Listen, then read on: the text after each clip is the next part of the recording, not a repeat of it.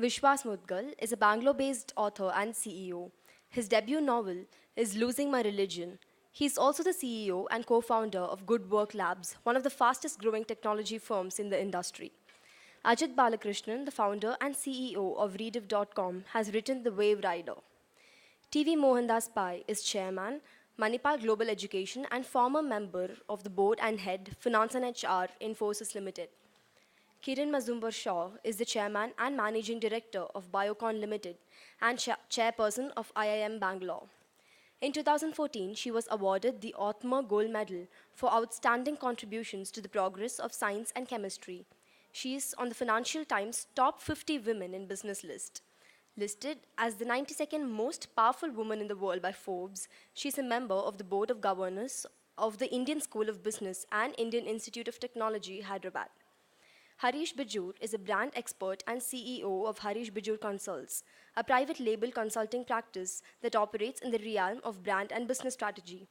Harish has published a book titled Marketing Trends: Smart Insights into the World of Indian Business. Over to the panelists.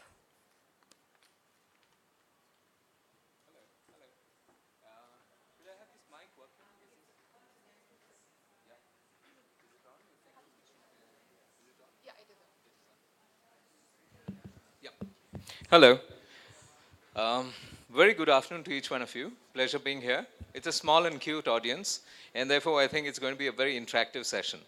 Um, Building your own blocks. That seems to be the subject today. And we're talking about entrepreneurship in India, the way it stands today. And actually, entrepreneurship is a big word. And, when I started my own strategy consulting firm, I left a job. And I left a job after 18 years of working with N numbers of folks. And one of the first things that people started calling me was a consultant because I started a strategy consulting firm. This terminology consultant is common to anybody who doesn't have a job. And the same thing goes for entrepreneurship. And an entrepreneur, anybody without a job is meant to be an entrepreneur. Okay. Now I'm going to start with that very basic building block. Simply to say that, entrepreneurship had always a bad word. There came a time when somebody called me a consultant, and I was wondering, why are they using bad words against me? Do they think I'm jobless? But, today we have a panel which is very hot, and it is a power panel as far as I'm concerned. To my extreme left, I have Mohan. And Mohan, who doesn't know Mohan? The common joke in Bangalore, and of course in India, is that Mohan is on television so often that he's incorporated TV into his name, which is TV Mohandas Pai. And Kiran, of course, again, who doesn't know Kiran? One of the earliest persons who kicked Bangalore and its entire imagery off. And a person who has, gone through N numbers of years of entrepreneurship, early struggles, and final success to the pinnacle today. You'll find Kiran on all the power lists. You'll find Kiran going out and, winning all those awards all across the world. And Kiran, again, is a person with a heart. She's our boss woman at BPAC. And Mohan is the heart, soul, liver, gizzard of BPAC. Right to my extreme right is a guy called Ajit Balakrishnan. And Ajit is a guy who I used to know years ago, when I was very, very young. Yes, once upon a time, I was young also. And at that point of time, Ajit used to head the advertising agency which used to work for my company, which was Tata Tea. And Ajit was a hot favorite with my boss, which is R.K. Krishnakumar at that point of time. And I first met Ajit with R.K. Krishnakumar. And within months, we heard that a mad bug had bitten Ajit. And Ajit wanted to, get out of mainline handling of the advertising agency, which was Rediffusion. And he was starting something which sounded very mad called Rediff.com. And I was talking to Ajit just now, and he was telling me that, hey, listen, this is the vintage of Yahoo. Just about when Yahoo started, Ajit also started. So, that mad bug of early entrepreneurship, we got an icon from that space as well. And then I have my youngest mad person, which is Vishwas Mudagal. And again, here's a guy with an entrepreneurship in his DNA, in his streak. And he tells me that once upon a time, that he went bankrupt. He doesn't look bankrupt at all. But then, which bankrupt guy looks bankrupt? You know who I'm talking about. Anyway, the point is, he's the youngest of the lot, and we're going to be talking about a lot of things today, which is about entrepreneurship. So I'm going to run till somebody from the right-hand side puts up their hand and tells me it's time for question. Okay? Till then, we'll keep going. So you're my heart and soul. So let me start. The first one is, I'm going to quote Drucker, the guru of them all, and he says, the best way to predict the future, the best way to predict the future is to create it. The best way to predict the future is to create it. And everybody out here has done just that. So I'm going to start with Kiran, and ask her to speak about what she really did and how she really did it. So, Harish, I think each one of us has had some very interesting trigger that made us get into entrepreneurship. For me, it was certainly a disappointment that I could not pursue my career in the brewing industry that got me to think about what else can I do. And then I suddenly started realizing that, biotech was one space where nobody had thought of starting a business based on biotechnology. And as you said, it was really at that point in time, it was not as highfalutin as trying to create the future.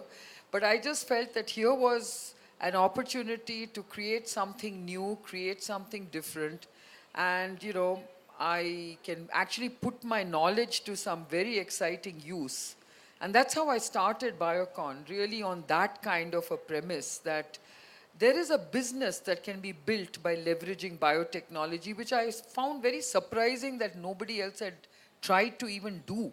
So I just felt if I was going to do something on my own, I wanted to prove those people who felt that I couldn't run a business, that women make bad managers, that women are not capable of handling tough situations and take risks.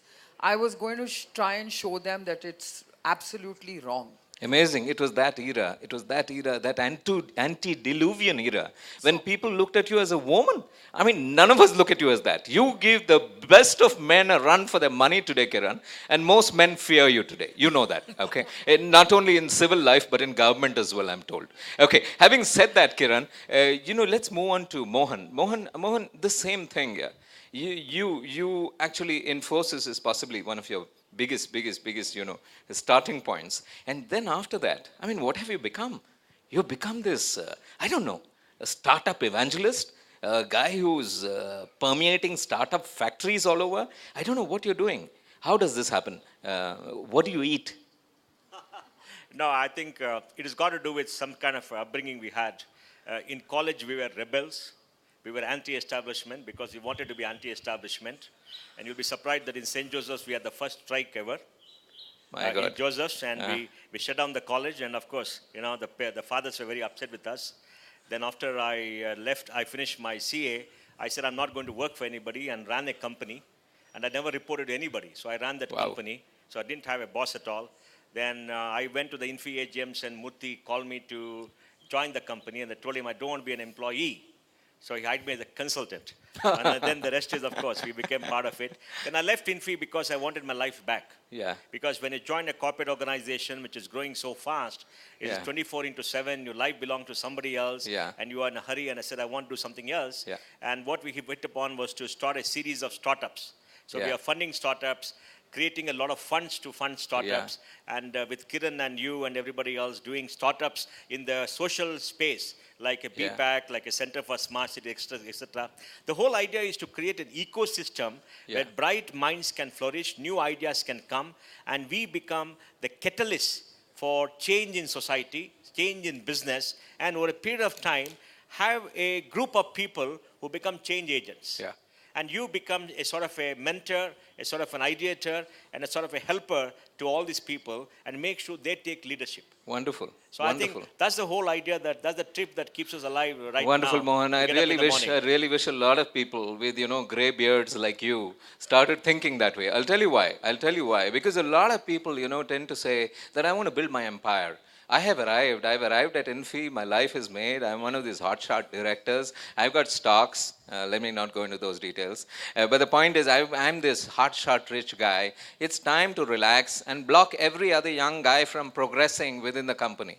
But then there are guys who are benign. And to that extent, this red guy who created that strike in his school is actually a benign guy who says, and whose thinking is always straight, he says, young people must come He's up to not the benign, he's a firebrand. fore. He's a benign firebrand. And Okay? don't be fooled by his grey beard. Or his kurta, or No, his. He's one of the most energetic, people who I've met who has a great passion for entrepreneurship. Kiran, actually, both of you have books in your life. I've already given Mohan's book's name. This is the Bangalore Lit Fest 2014. You have so many books in you, Mohan. You need to come out of it, and with it. And one of your book titles must be Take Your Life Back. And that's exactly what you're suggesting. And Kiran, your book is From Beer to Biocon. Okay. I'm B2B. Okay, I'm going to Ajit now. Ajit, this mad bug bit you then. Tell us what went through your mind in those days. I know you're going to protest that my mad bug bit, but what the hell? Let's talk it that language. How did you start? What was it all about? It's less of a mad bug. It's it seems the other day when I graduated from IIM Calcutta, 1973, seems ages ago now. At that time, the choices were to join Hindustan Lever or, Brook Bond. These are all the famous names of that era. And I said, do I want to spend my life doing this? I said, no. So 6 months later, I founded Rediffusion. 6 months after IIM Calcutta. Wow. I found this guy called Arun Nanda who had 6 years work experience and was working in Lever. So at least he knew a few people in Bombay. So we started at that time. So it was really fun because we thought that we could reconceptualize Indian advertising at that time. And I think for a while we did that, famous campaigns. Some of you may remember whenever you see color, think of us and that kind of stuff. So we had lots of fun. Yeah. But what's this bug that bit you? This rediff.com, which none of us understood what it was somewhere about. around 94, 95, I told Arun and all my other friends that, look, there's something called the internet coming. So they all looked at me and said, internet, this guy has gone mad. Yeah, So- all of us thought that. Yeah. And I left the main business and left them to their own devices, Yeah. and hired a 400 square feet thing in downtown Bombay and started rediff.com and wrote the email software. We wrote Rediff mail software. I do a lot of coding myself, incidentally. Wow. So I get my peace of mind when I code. Right. Except that I learned computer science at IIM Calcutta, but the PC, I had to wait 10 years for the PC to be invented. Yeah. You must Okay. remember that. Wow. It was not invented there. Very We interesting. used punch cards. Yeah. And that The was also IBM coding. ones, Yeah, huh? correct. Okay. Anyway, so we launched Rediff.com in 1995, 96. Yahoo was founded about the same time, and Google was founded 2 years later. Yeah. Looking back, I think we should have gone and started all this in California, not in Absolutely, because in here absolutely. we had to wait for the internet user base to get there, Yeah, and even yeah. today it isn't there. Yeah. Yeah. So that's the story. Great. Okay. Good one. Okay, Vishwas Mudagal. Now, you look a bit too young to be jobless, but then you're an entrepreneur as well. So tell us your story. Yeah, I started my first company when I was 18. So I used to study in Mysore, in Ramakrishna Vidyashala, and it was in 1997, right? So I think that time the Infosys and everything was going like big time, and everybody was like fascinated about Infosys, Wipro. And I go back to my hometown. I was from a small town called Gadag from North Karnataka. I go there and I see that nobody's even heard about internet. I was like, man, people need to wake up here and I need to do something about it. So I went to my father and I told him that I want to start a company. And he told me, he was like amazed. I was just come back from 12th standard, vacation, and this guy wants to start a company. And he asked me, what do you want to do? So I told him I want to do something for the literacy here. I want to expose people of internet and train them so that one day they could go and work in Infosys and start their own companies, basically, right? So it was a great exposure for me. I started my first company called Infosys InfoVision, Academy, and then onwards it was a series of startups I did. Some failed, some succeeded, and now I run this company called Good Work Labs, which helps other startups to build MVPs, minimal viable products. That is like to go to the market quickly and test the market. There are a lot of startups from the United States, Europe. Okay. We are doing extremely well at this point in time. Okay, good. Once bankrupt, extremely well now. Ajit wants to say something. Just one bit. Yeah, yeah, you're on. Just put it up. Yeah, and wait for a minute. Just put it up. Yeah, and just wait for a few seconds. Yep, it should be on now. Is it? Is it? Yeah, take mine. Yeah, when I decided to start Rediffusion, the first company, I called my dad and said, I'm going to start something. My father's a doctor. My grandparents are doctors. So you can't get a family more middle class than ours. You know what my father said? All your education is going to be wasted, isn't it?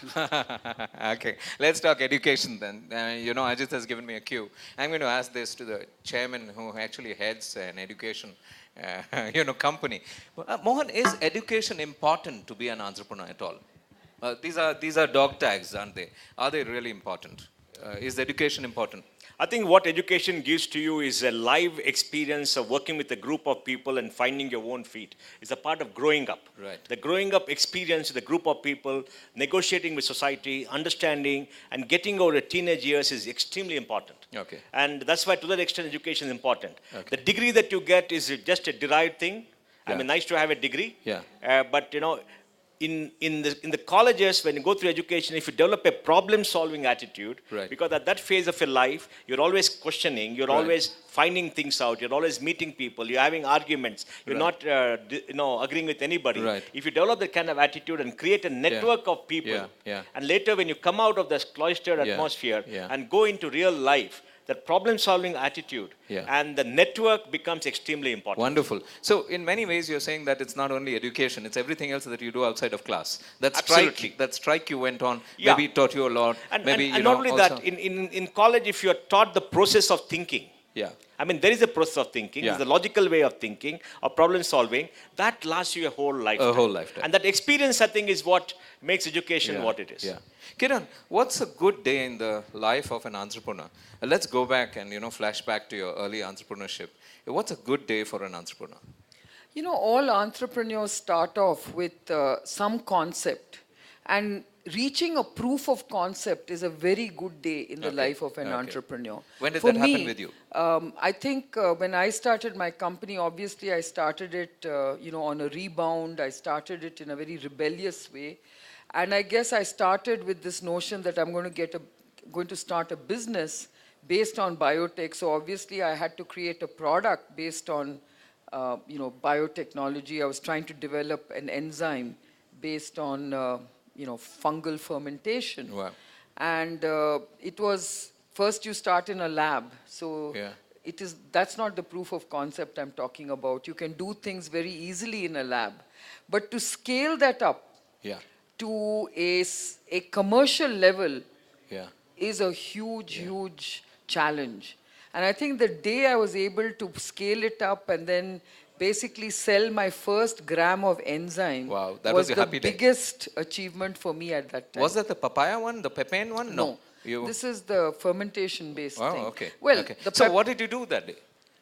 It was big day. Come on, Kiran, confess. No, I'm sure we had a great celebration, Okay, but I'm okay. just saying Back that to your brewing it days, is or- more than the celebration. It's that feeling of having achieved something on your own. And Okay. as Mohan said, to solve a problem is one of the greatest highs that people Okay. can have. Good one, good one. Ajit, actually, this is a young person's world. The world that you look at in your entrepreneurship, let's say rediff.com, used to be a very young person's domain at a point of time. Young people are totally, restless guys, right? Everything they want, it's an instant gratification society, I keep saying. You want everything on a scratch card. And you want a promotion every year. How do you manage young people in an entrepreneurship? How does that work? I think my direct reports are between the age of 21 and 27. Wow. All of them are surrounding me. I'm driving product development now. Yeah. And all of these kids are handpicked, recommended by the professors from, by IIT Bombay and Triple IIT Hyderabad for some Okay, reason behind okay, there. okay. It's good fun. Every morning there is something exciting to discuss. Yeah, Every morning. yeah. I want to return for a moment to the education bit. Right. It's worth thinking that look at the three big guys the three people who have defined the information age that we're living through, and all three are college dropouts: Steve Yeah. Jobs, Bill Gates, and who was the third guy, Mark Zuckerberg. Yeah. There is some moral in that story. If you look back and say, among Indian entrepreneurs who have been around for 10 years, Right. who do you admire? And you say, Dhirubhai Ambani, I'm pretty sure he's a school dropout. Yeah. I don't Sure. even. Sure. So there is something to be said to what is it about college which destroys entrepreneurship? Mohan opposes that totally. Yeah. No, I don't oppose that. I mean, look, these are three guys who went to college. Let's admit they went to college. Right. They were in the college environment when they found that idea. And the idea grew when they were in the college environment. And then they said, we That's want to right. focus on the idea. We want to drop out of college. So dropped out of college because they had the idea and the idea became too large and they wanted to manage that. Now, if they've not gone to college, if they got the idea, I don't know. Yeah. So it's not that not going to college and being a college dropout that is Yeah. more important. Yeah. But the more important thing is that they got the idea in college, they grew it, it became too big, then they left Yeah. the formal education Yeah. area. Yeah. That's all. Networks. Kiran says networks. Good one. Vishwas, actually, tell me this. Starting young in an entrepreneurship, how important is it? Is it important to start young? He started at 23, 25, that kind of thing. Is that important, Vishwas? Yeah, I think let's look at what is happening at this point in time, right? So when we are in school, our parents tell us that you need to get good marks so that we enter a good college. So once we enter a good college, it's all about, everybody's telling us that, get through the campus placements, right? By the time you come to the third year, fourth year, and once you get to a campus placements, it's all about the job that you're going to do, right? And once you go to the job, and the parents and the entire ecosystem that we have right now, they start asking you, so when are you getting married now? Yeah. So once you get married... Are you married? Yeah. Okay. So once you get married, and then they're like, okay, when is the first child coming, right? And then one child is not enough. Then they're like, do to chahiye, you need two. Yeah, you need. One is an entrepreneur, one is a regular guy. Right? And then in between all that, they're going to ask you, where is your home? Do you have a house? Like, no, I don't have a house. Then you're worthless. Yeah. If you don't buy a house, you're worthless. You're worthless. And just look at it. Below a crore in Bangalore or any other city, you don't get a house. Yeah. You buy a house, you get a home loan of 80,000 to 1 lakh a month. You think anybody can take risks with that kind of stuff? Yeah. No. Yeah. That goes our risk appetite. That goes in Okay, entrepreneurship. that's a good basically. take. Let me go take Mohan on this. Mohan and then Kiran, of course. It's simply this. Young people, this business of wanting to postpone gratification. This business, I'll give you my mic in a while. The postponing gratification bit. Young people, are they willing to postpone gratification? And should they? Must they? What's your take on it? But look, when we left college, we were filled with the idea of doing something. It's not that money was important. Money is important, but we never had anything else. Right. So we wanted to do something. We wanted to prove ourselves. We were willing to hit our head against the wall and do whatever it is. So the idea of gratification never arose. Yeah. We probably worked 18 hours a day. We slept less. We did so many things for the sheer passion and energy of doing it that we never thought of the rewards. Right. I don't think Kiran thought one day she'll be a billionaire when she started a company. Absolutely. It just happened that, it just happened. I don't think Ajit thought he'll list in the NASDAQ when he started it. It's just a passion that happened. Yeah. So I think when you're young, you want to conquer the world, you have a dream, and you want to do something, you want to prove yourself, you got to do everything else. Yeah. And that is all, all consuming. Yeah. Every day in the morning you get up, you don't want to sleep. Absolutely. I'm sure you've gone through that Absolutely. high, right? Absolutely. So it's not Absolutely, about Mohan. postponing gratification because it's just about realizing yourself and finding yourself and proving against everybody what you are. Yeah. First you want to say, I've done it, I want to do it. Absolutely. So I think that is what is all encompassing. Good one, Mohan. But as you grow older, your ecosystem catches up with you, your family, relationship, everything catches up with you and saps your energy. None of us are old, therefore none of us have been caught up with that kind of stuff. Please accept that. Okay, having said that, Mohan, to the entrepreneurs, to the budding entrepreneurs in the audience, it simply means to say that if you're thinking of being an entrepreneur and if you come across this word called postponed gratification, please look around at the young people around this stage and think of what they did, what they've been able to achieve, and maybe that's a good piece of inspiration. Kiran, I'm going to ask you a question. What's the tough time? I asked you what are the good highs and what gives you a high, what's great. I'm sure there were down moments in your life, right? In the entrepreneurship that you built. How does a bad day go? And how do you manage that? You know, failure is inherent to entrepreneurship. I think all of us have, Absolutely. had many failures along the way. And as you've heard the cliched phrase, failure is a learning process. You basically, learn from your failures and you finally succeed. Yeah. It's the sort of endurance of being able to face failure allows you to succeed. Yeah. So I think from that point of view, I think every entrepreneur must understand that risk-taking is about failure. Yeah. And entrepreneurship is about risk-taking. Absolutely. And risk is fought with failure. And, I think, therefore, it is extremely important for all entrepreneurs to be able to have the stomach to actually face failures. Wow. So I think that is an extremely important DNA that Yeah. all entrepreneurs Yeah. have. And if they don't, then, they very easily give up. Yeah. I find many people try entrepreneurship because they feel it's exciting. Today the whole ecosystem is so exciting. Bangalore is the startup capital of the country. By 2025, it can be the startup capital of the world. It will overtake Silicon Valley. These are all the kind of Right. very exciting, phrases that you're listening to. It's very exciting to think that Bangalore is actually a very vibrant entrepreneurial startup capital, because I understand that every month you're almost seeing 100 startups taking root.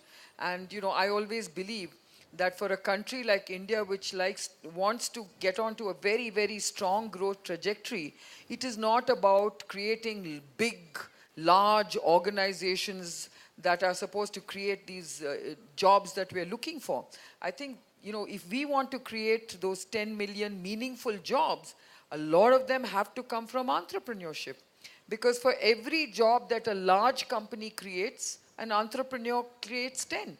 There you And are. that is the multiplier effect we should all think about. Absolutely. It's about jobs, and I think that's a big gap. But it is a very risky process. And, you have to go across that hump, because every entrepreneur must understand that there are huge credibility hurdles to overcome. Right. You might have the best idea. You might think, wow, this is a no-brainer. It should get to you, and you must be able to get funding. But it's not easy, because as an entrepreneur, you come with zero experience.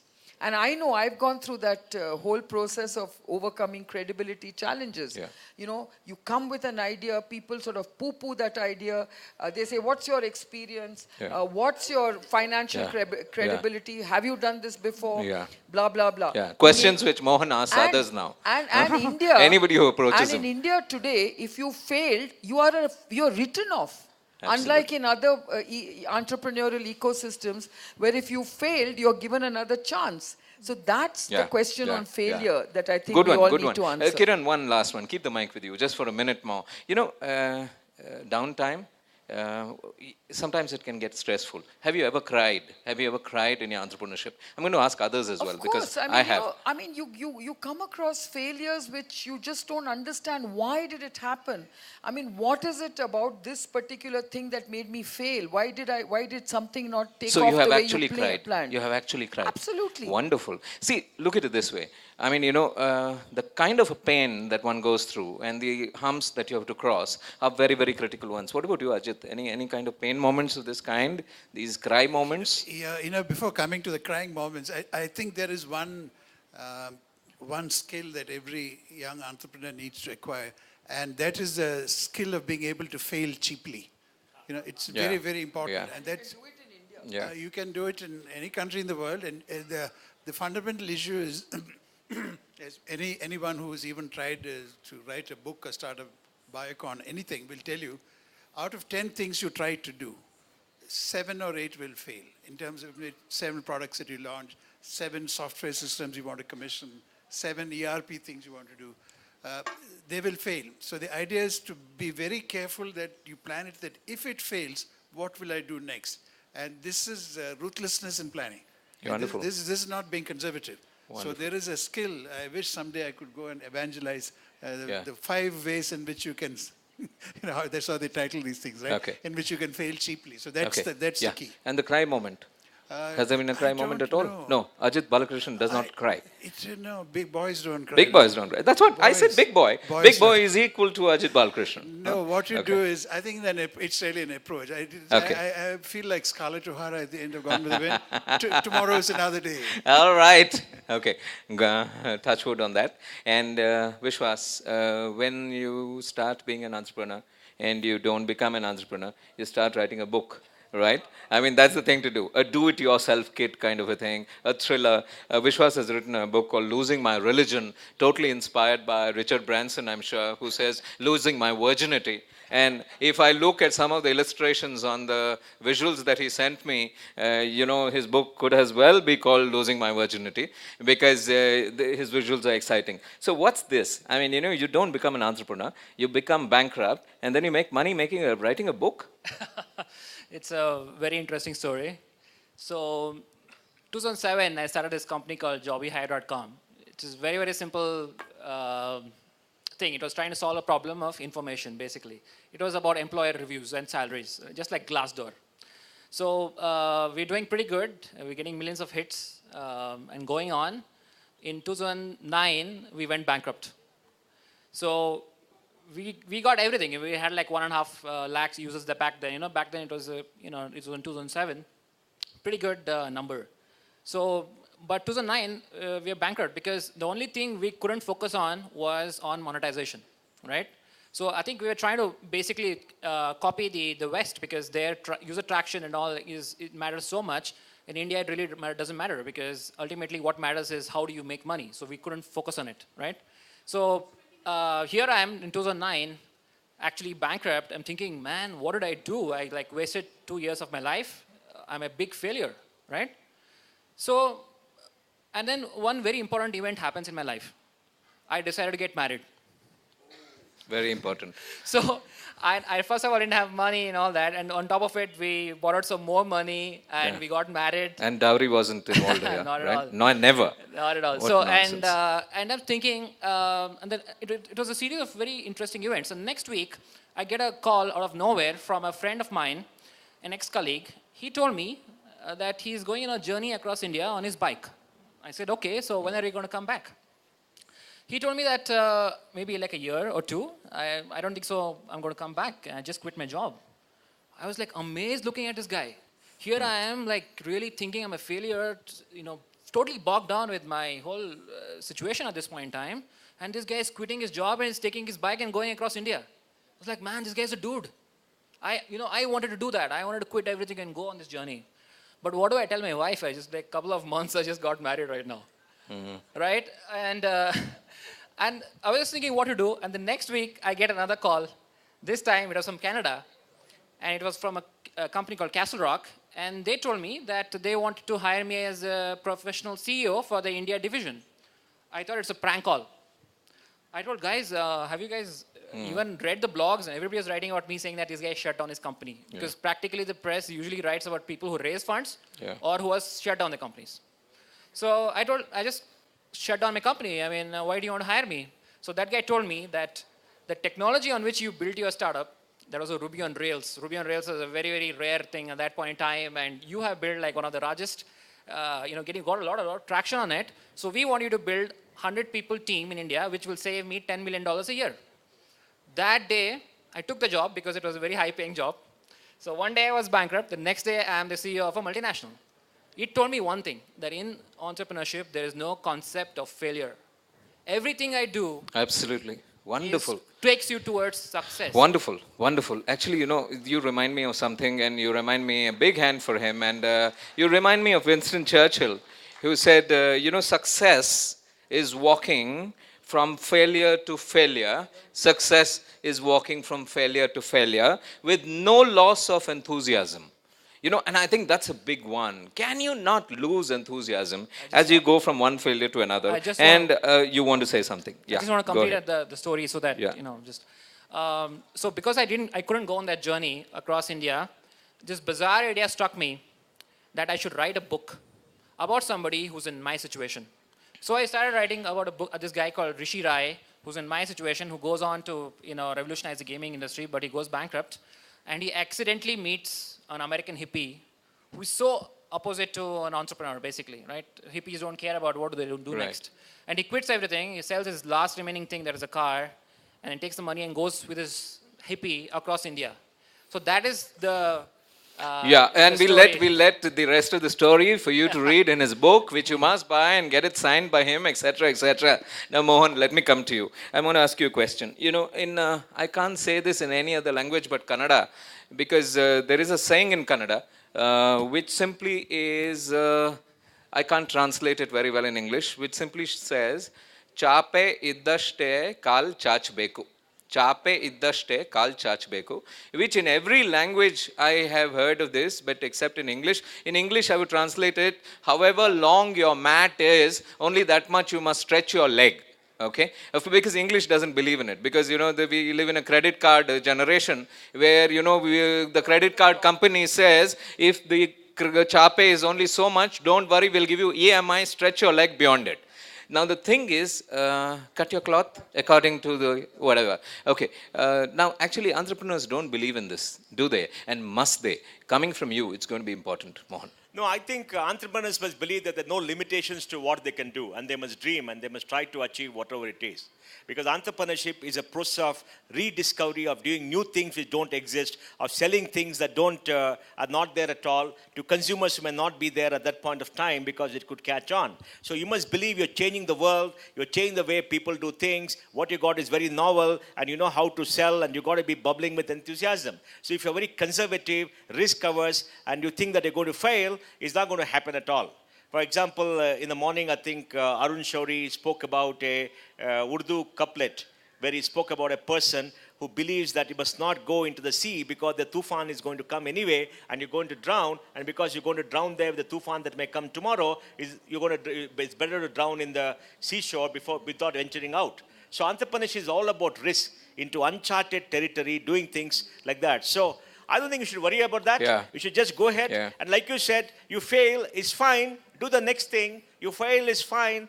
And the experience that you get of failing twice is much, much better than spending 30 years doing Sure. a job anywhere else. Sure. Because it makes you as a person. Yeah. I mean, it makes Sure. you a strong person. And Sure. failure is not a bad word. Failure is a great word. Absolutely. And I'll end up by doing, we started a hedge fund. So we gave a young man who came and said, I want to start a hedge fund, a little bit of money. And he wanted more money. We said, no, just work for a year and let's see what happens. Promptly in the 9th month, he lost a lot of money. Okay. That man was so scared, and he went into trauma and everything else. We patted him and said, everything is great. Now we told him, we'll give you whatever money you want because you have lost the money. Wow. So you won't make the same mistake. Wow. You'll be very careful. You'll be aware of what happens if you go Yeah. beyond certain limits. You're Absolutely. dealing with money. Absolutely. So you must lose things. Absolutely. That's why in a banking system, if you start a bank, hire a person from State Bank of India. Because they lent money, they would have lost a lot of money. Yeah, So know yeah. the experience of losing Yeah, money. yeah. A banker who's not Yeah. lost money is no Yeah. banker at all. Yeah, absolutely. No, and State Bank of India is a good example. The NPAs that we are talking about, all of us know, and this city is a big one on that. Okay, having said that, let's ask one more question of Mohan. 3 things. This I'm going to go all around. Okay, Mohan, first you, then we'll go with Kiran. 3 things you look forward to as traits in an entrepreneur who comes to you with an idea. 3 things. Well, first thing I look forward to an entrepreneur is having the passion and energy to get things done and to bang his head against the wall and to fall down 6 feet ahead and still keep running. Because I think you need enormous energy. Second is the idea that they have of how what they're going to do. Because the idea has to be incredibly strong, or the idea has got to be something that they believe in. And third, what they have is the power of execution. Because Okay. they should have the power to execute the idea very well. Because I find many people are so articulate, who can tell you what to do, and they weave out a great story, how the world is going to be, and next they go for lunch and never come back. So you Yeah. need to have that ability to execute, so they must have an executable plan. Right. I think these are the 3 things: the passion, Wonderful. energy, the great idea, and the executable plan and ability to execute. Okay, Kiran, your 3 takes. Well, I think as an entrepreneur, I always believe that you've got to keep challenging the status quo. You've got to keep challenging the boundaries, just like what Mohan said. And I always, whenever I mentor an entrepreneur, I always tell them, keep differentiating your business model. See what's out there and see how different you can do things. Yeah. It's not just about doing different things, but doing things differently. Yeah. Even that is about entrepreneurship. Sure. So I think I always encourage people to keep challenging their business models, the way they're conceptualizing, and keep challenging and differentiating to strive to go ahead. Sure. And I think a very important part of entrepreneurship is your risk-taking ability.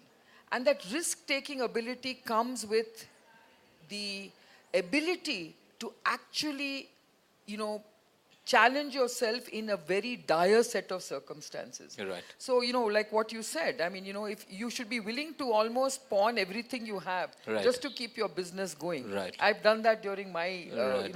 early days. Yeah. Where, I came to a point where really I was so up against the wall. Yeah. And I had to really sort of give up everything, including not being able to afford going to a movie, because I felt that, I needed to focus on saving every single penny I could, or Yeah, rupee I could. yeah. So, these are the These kind are of three things things. Yeah. that I would Okay. like Okay. entrepreneurs Actually, to really look let's at. go to Ajit. Ajit, I'm not going to ask you the same question, but what I want is let's compare the entrepreneurship ecosystem in Mumbai, your city, let's say, okay, versus my city, Bangalore. Okay, Bangalore used to be once upon a time my city. I ran a startup. Wonderful. You're my guy. Don't worry In then. the late Okay, 80s. then say all the nasty things about No, Mumbai no, then. no, just for the record, in the late 80s, Kiran knows that I used to run a company making Unix boxes, these big boxes which run Unix systems. So that's when I first met her. Anyway, so in Bombay, the startups are all around finance. The Yeah. large number of things, because that ecosystem, when you open in the morning, your mood is set by the Bombay Stock Exchange, Sensex, whether it's up or down, unlike here. So I think lots of people are trying little versions using information technology and solving some financial puzzle. Okay. So I think that's the way that place is going, and as it should. Yeah. Because your big early adopter buyers are all around you. Yeah. Bangalore is different. Okay. Good one. You mean Bangalore is better? You said different. Yeah, I Does must it mean tell better? you, since we are all Bangaloreans, when I was here in 88, 89, the classic question which used to be asked of me when journalists came from Delhi, etc., but why are you guys in Bangalore? You had to explain the fact that you could need to run a Unix box company. You can run it only in Bangalore. Yeah. It was not known till at least 1990. Yeah. I can promise you that. Yeah. Because after all, we were the original electronic city. Because, we were all about electronics. And from electronics to electronics, we have come back. We're still called the same thing. But a lot of water and a lot of money has flowed by. And, the guys around this, audience on this stage have been very, very responsible for a lot of those things. I've been told that it's time to kind of, really take Q&A from the audience, because I think our panel discussion is over. I'm going to take some questions, and we'll start with row 1, and I'll keep going backwards and then come back upwards. Only one person in row 1, but hang on, even before that. Okay, please ask your question. One person, I'll come back to you, sir. I'll come back. You wanted the question? Okay, I'll come to you right after him, sir. We will ensure, yeah. Ajit, I just want to pick up on what you said. I wish I had started in California. And even you said, I wish I had started in California, maybe half in jest. But even today, I come across many startups right here in Bangalore who are great startups, but they are registered in Singapore or Hong Kong or elsewhere. So I'd like to ask you, and maybe Kiran and Mohan could also respond, if you were to pick 3 things that the government should do, 3 obstacles that the government can easily remove from the path of entrepreneurs to unshackle entrepreneurship in this country, what would they be? Actually, the reason for my saying that is not government. It's that if you're doing something in the internet era, India took too late. We do not have a big enough broadband user base. And that is why many companies which started on the internet thing get stalled. That is really less to do with government and more to do with the political economy of the place. So I think if we were all important, we want to help the next generation of guys, we'd say, let's do something to get the internet user base from its 80, 90 million users, of which only 15 million are broadband, truthfully. Yeah. Take it to 200 or 300 million users. That is needed. That's the only reason. Government entrepreneurs like me don't look to the government. We want them to stay as far away from things as possible. Wonderful. I said it only in that sense. Wonderful. Insulate yourself. Sir, your question, and then I'll come back. Kiran, you want to take that? 1 second, sir. Let Kiran answer. Yeah. No, I think that's a very good question, because even in our industry, I keep saying that the investor community in this country are very focused on predictable business models. You know, they do not know what value creation is all about. So only when suddenly these businesses, you know, grow in a unpredictable, exponential way, they suddenly believe, what did we miss out on? And I think that's the mindset we have to change in this country. One of the things that we have been telling the government, you know, for many, many years, is that you've got to allow companies who have not yet generated revenues to list and to access capital markets. Because without access to, why is America so, you know, successful as a, you know, tech company, as a as an entrepreneurial kind of hub for the world? It's because any company of any size can raise capital on the capital markets if they have a really compelling story to raise capital. We can't do that in India. In India, you must have 3 years profitability, you must have blah, blah, blah. The kind of regulations that, you know, cover access to capital markets is too old-fashioned. They have not understood what entrepreneurial opportunities are about, what new business models are about, and what value creation is all about. And I think that is the fundamental change we should actually allow and impress upon the government. And I can tell you, you will see a mushrooming of you know, startups and getting to a certain scale. Because right now, all startups generally either depend on angel investors or they depend on loans from banks, you know, or overdraft credit lines and things like that. You have to be able to access capital. Wonderful. Markets. Mohan, your take on that. Well, I'm going to take a different take on this, and that is a cultural factor in this country. If you look at the US, there are huge pools of capital, and a large part of the capital have come from successful entrepreneurs who have gravitated from being a founder to a founder manager to an investor. So in India, we have a cultural challenge. People found companies, take in capital, but want to run it till they die and pass it on to their children. And by the time they pass it on, most companies go down. They should sell out when the market is high and then become investors. So we're not seeing the transition. So we need a larger pools of capital. The day Kiran says she's going to sell 50% of a company and put it into funds or, you know, do startups, that's the day we're going to solve the problem in India. When is that, Kiran? When is that? Okay. That's putting Kiran on the mat. We don't want to do that. Sir, your second question. Yeah, no, I'm actually not talking of the entrepreneurs as such.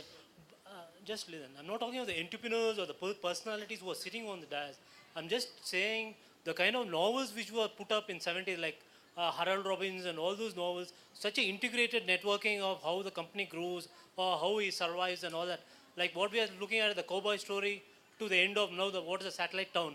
And even like India has put a Mars satellite, Mars walker. What we're saying is, if ladies are Venus or something, is a thing, like Mars or male. Yeah. Okay, all I'm saying is entrepreneurship or thing is like an integrated growth of a mindset of an individual. As it grows along, it might be the Upanishad or really a bargaining for a profitability. Sure. At least an integrated mindset can really bring his aspirations and goals forward.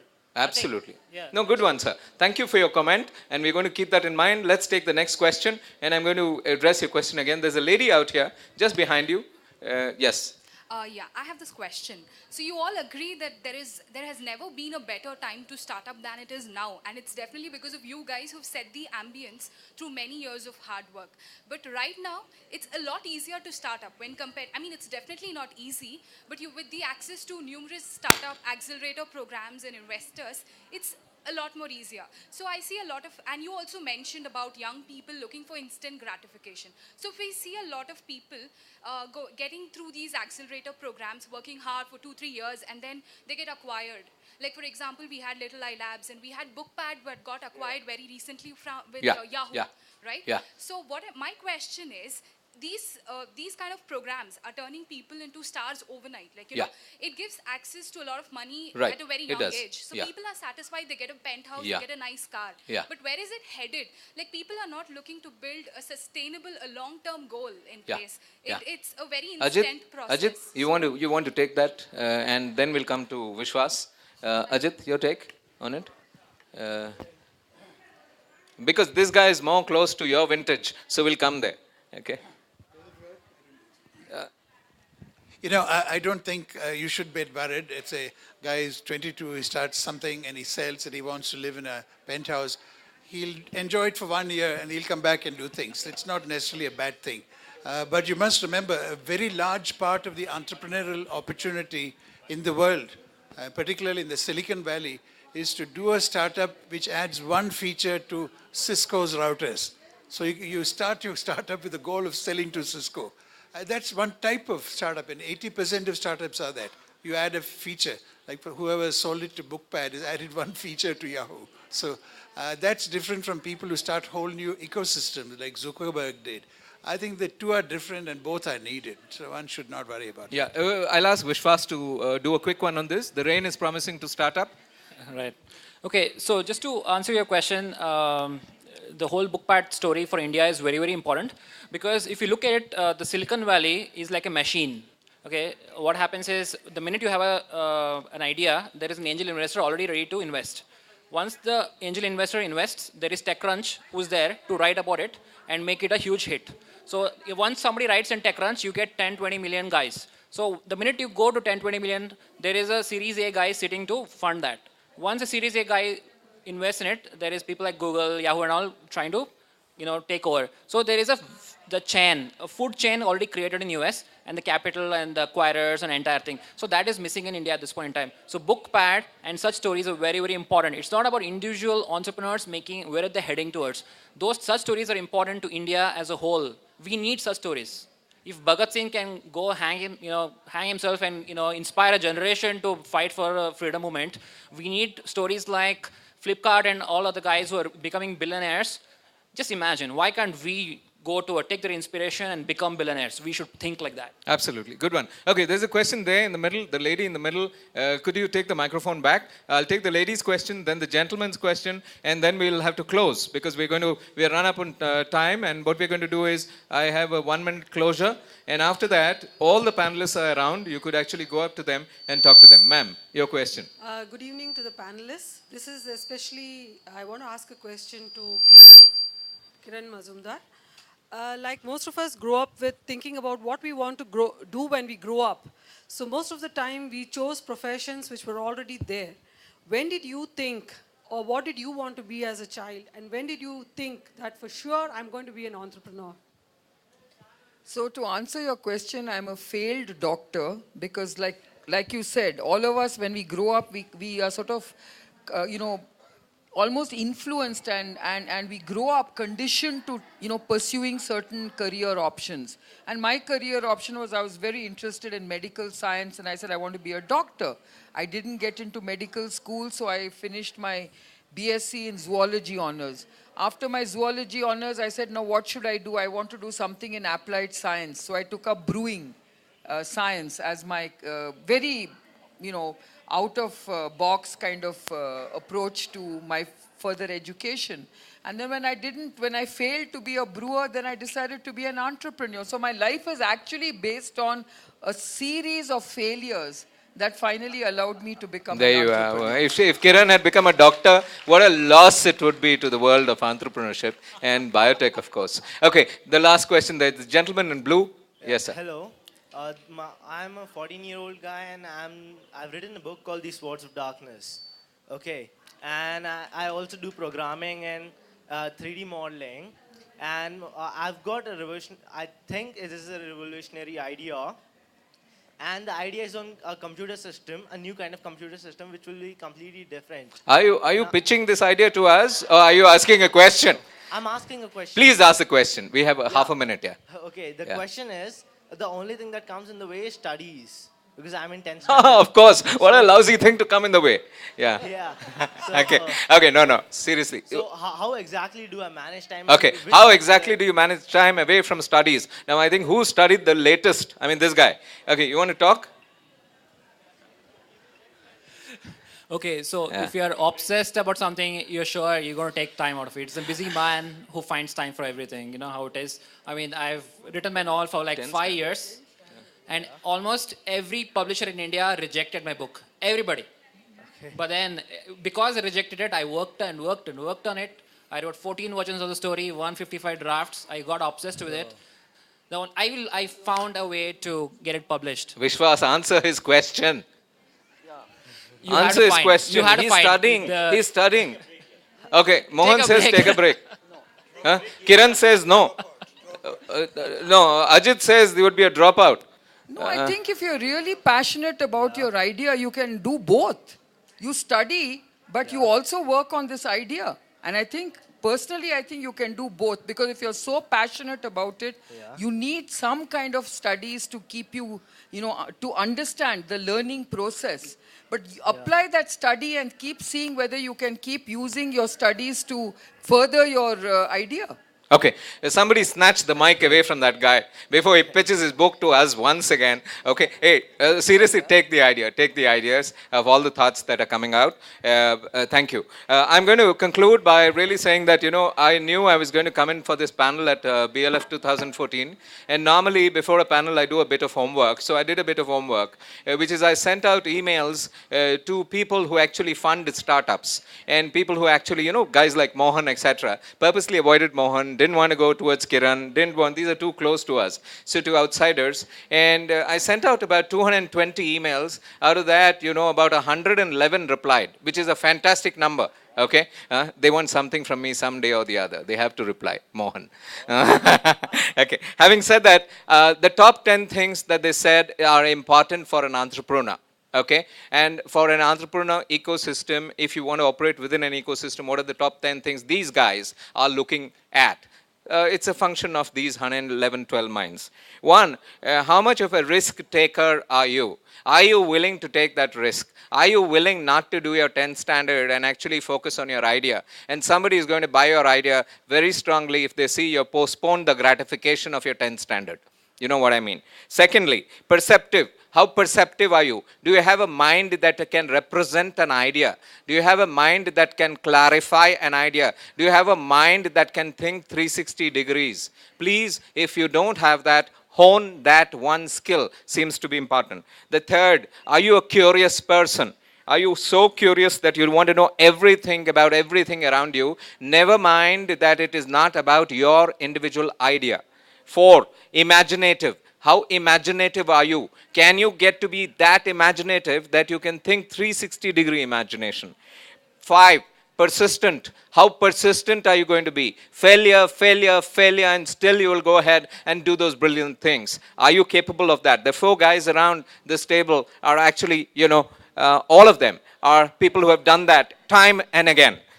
Hardworking. Okay, these guys look Vela to you at this point of time. But the point is, the kind of hard work that they are capable of putting in is unimaginable. Unimaginable. Okay, so please never take that shortcut of saying that, I can get away without hard work because I live in a networked society. Everything is on Google. You know what I mean. Hard work and doing your own original hard work. 7, actually, a goal setter. Are you a goal setter? Can you set a goal and go after it? 8, self-confident. Do you have confidence in yourself and your idea? If you yourself don't believe in your own idea, who will? 9, flexible. How flexible are you in terms of changing and morphing on that original idea of yours?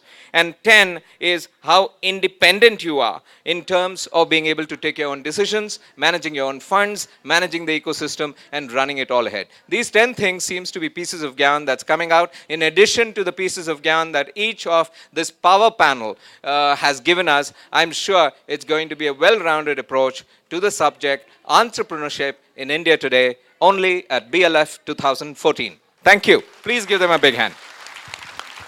And